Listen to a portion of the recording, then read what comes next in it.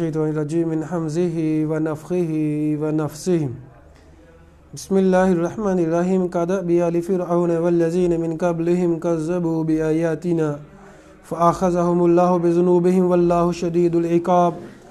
سورہ آل عمران کی آیت نمبر 11 سے لے کے 17 تک آج ہمارا سبق ہے۔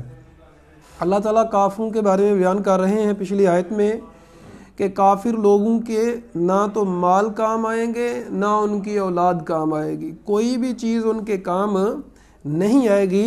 اللہ تعالیٰ مثال دے رہے ہیں جیسے آل فرعون تھا، آل فرعون یعنی فرعون کا خاندان، اور ان والذین من قبلہم اور وہ لوگ جو ان سے پہلے تھے، کذبوا بآیاتنا جنہوں نے ہماری آیات کو جھٹلایا، فآخذہم اللہ بذنوبہم اللہ تعالیٰ نے ان کو پکڑ لیا ان کے گناہوں کے سبب، پکڑ لیا مطلب عذاب میں گرفتار کیا۔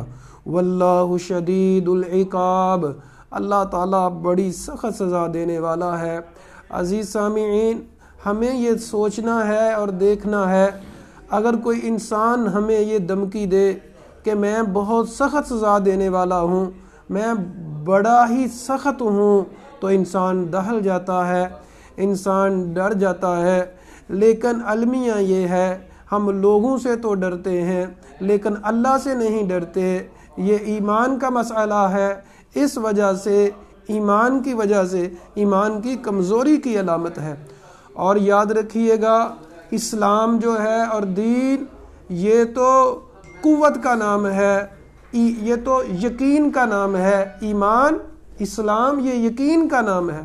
جس کو یقین کوئی نہیں اور وہ زبان سے کلمہ پڑھتا رہے، اس کا پڑھنے کا کوئی فائدہ نہیں ہے، کیونکہ زبان سے کہہ بھی دیا لا الہ الا اللہ تو کیا حاصل، دل و نگاہ مسلم نہیں تو کچھ بھی نہیں۔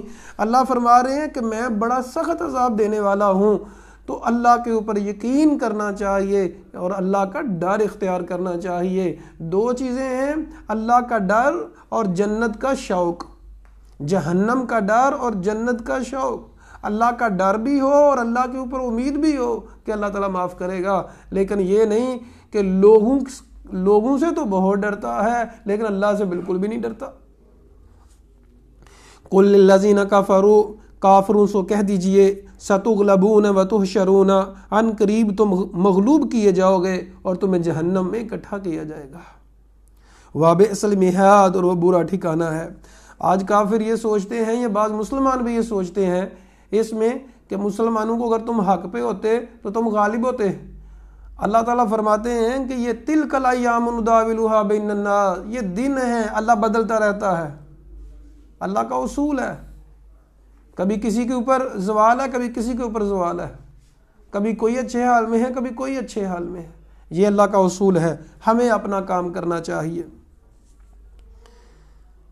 وبئس المہاد اور پھر اللہ فرماتے ہیں جہنم بری جگہ ہے، اچھی جگہ نہیں ہے۔ قد کان لکم آیۃ تحقیق ہے تمہارے لیے بہت بڑی نشانی فی فئتین التقاتا دو جماعتوں کے بارے میں جو ملی آپس میں، جنہوں نے جنگ کی۔ فئۃ تقاتل فی سبیل اللہ، ایک گروہ تو اللہ کی راہ میں لڑ رہا تھا، واخری اور دوسرا جو تھا کافرۃ وہ کافر گروہ تھا۔ یرونہم مثلیہم وہ کافر مسلمانوں کو دیکھ رہے تھے رأی العین ڈبل، اپنے سے دگنا دیکھ رہے تھے، رأی العین آنکھ کا دیکھنا۔ حالانکہ کافر جو تھے وہ 1000 تھے اور مسلمان 313 تھے، لیکن کافروں کو ایسے نظر آ رہا تھا جیسے مسلمان ہم سے ڈبل ہیں۔ تو آنکھ کا دیکھنا مطلب حقیقت نہیں تھی، ہر دیکھی ہوئی چیز حقیقت نہیں ہوتی، ہر چمکتی چیز سونا نہیں ہوتی، آنکھوں کا دھوکہ بھی بڑی چیز ہے، یہ بھی ہو جاتا ہے۔ ہمیں اس بات کا خیال رکھنا چاہیے، سمجھنا چاہیے۔ تو دوسری نشانی اس میں کیا ہے کہ اللہ تعالیٰ یعنی اگر انسان کی عقل کے مطابق ہو، ایک طرف 313 ایک طرف 1000، تو انسان کی عقل کیا کہے گی؟ 1000 غالب آئیں گے، لیکن حقیقت ایسا نہیں ہے۔ 313 نے شکست دے دی، پوری دنیا جو ہے اس وقت کی وہ حیران رہ گئی کہ ایسا بھی ہو سکتا ہے۔ واللہ یؤید بنصرہ اللہ تائید کرتا ہے، ہیلپ کرتا ہے اپنی مدد کے ساتھ جس کی چاہتا ہے۔ ان فی ذالک بے شک اس میں لعبرۃ لأولی الابصار دیکھنے والوں کے لیے بہت بڑی عبرت ہے، جو دیکھنے والے ہیں۔ زینا، دیکھنے والے مطلب بصیرت، نظر تو ہر ایک کو آتا ہے، لیکن حق جو دیکھتے ہیں۔ زینا للناس حب الشہوات من النساء، لوگوں کے لیے مزین کر دیا گیا ہے عورتوں کی محبت، یہ مرد کے دل میں ڈال دی گئی ہے، انسٹال کر دیا گیا یہ سسٹم، عورت کی چاہت۔ محمد کریم صلی اللہ علیہ وسلم نے فرمایا ان ازر علی الرجال فتنۃ النساء، فرمایا کہ سب سے سخت فتنہ جو ہے مرد کے لیے وہ عورت کا فتنہ ہے۔ ان ازر علی الرجال، سب سے سخت فتنہ مرد کے لیے وہ عورت کا فتنہ ہے۔ تو اپنی نظروں کی حفاظت کرنی چاہیے تاکہ اس فتنے سے بچا جا سکے۔ آج عجیب حال ہے کہ جس کے بارے میں اسلام نے کہا یہ فتنہ ہے، اسی کے لیے لوگ مرتے پھرتے ہیں۔ اس مال کے بارے میں کہا، عورت کے بارے میں کہا، اولاد کے بارے میں کہا، تو اللہ تعالیٰ فرماتے ہیں یہ لوگوں کے لیے پرکشش بنا دیا گیا ہے۔ اس میں کشش اللہ کی طرف سے ڈال دی گئی ہے۔ والبنین، اور بیٹوں میں، والقناطیر المقنطرہ، اور جو خزانے ہیں، بڑھتے ہوئے خزانے، من الذهب والفضہ، سونے اور چاندی کے، والخیل المسومہ، اور نشان لگائے ہوئے گھوڑے، والانعام، اور چپائے، والحرث، کھیتی، ذالک متاع الحیات الدنیا، یہ صرف دنیا کا فائدہ ہے۔ واللہ عندہ حسن المآب، اللہ کے ہاں اچھا ٹھکانہ ہے، اصل سامان اللہ کے پاس ہے، یہ دنیا کا سامان ہے۔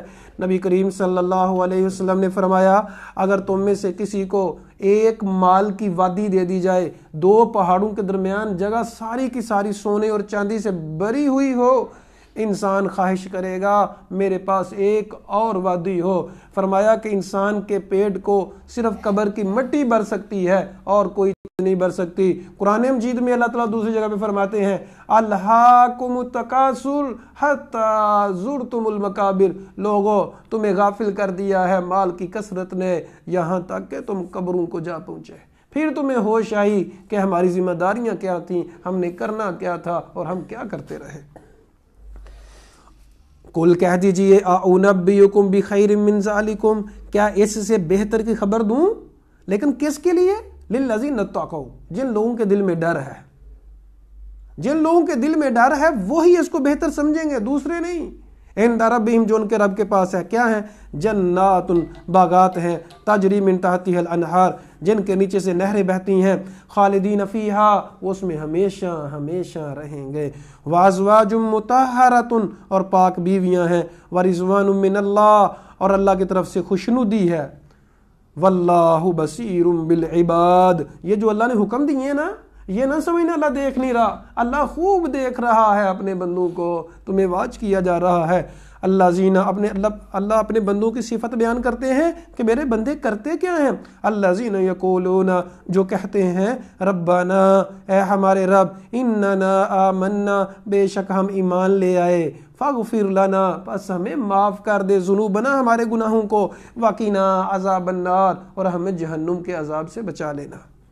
الصابرین والصادقین، صبر کرنے والے، والصادقین، سچ بولنے والے، والقانتین، تابع داری کرنے والے، والمنفقین، خرچ کرنے والے، والمستغفرین بالاسحار، اور سحری کے وقت استغفار کرنے والے، یہ لوگ جو ہیں اللہ کے بندے ہیں۔ اللہ تعالیٰ سے دعا ہے اللہ حق بات کو سمجھنے کی اور اس پر عمل کرنے کی توفیق عطا فرمائے۔